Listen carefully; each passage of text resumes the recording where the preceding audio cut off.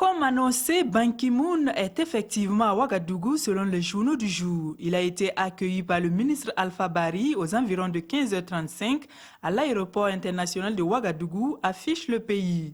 D'après l'observateur Palga, le secrétaire général de l'ONU avait hâte de venir après les élections. Il salue la maturité du peuple et prend le Burkina comme un exemple de démocratie dans les colonnes de notre temps.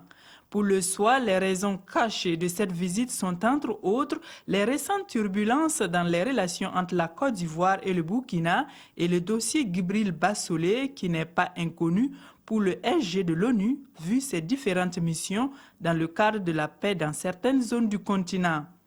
En tout état de cause, le quotidien voit en lui un avocat pour mobiliser la communauté internationale en faveur du Burkina.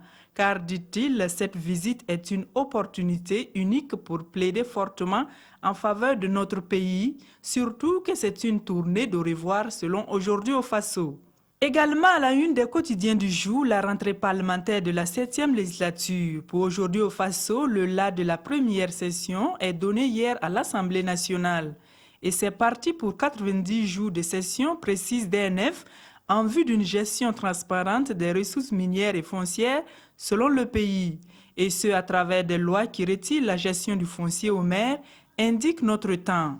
En outre, précise le soir, les réformes et la promotion du capital humain seront également au menu de cette première session parlementaire de la 7e législature.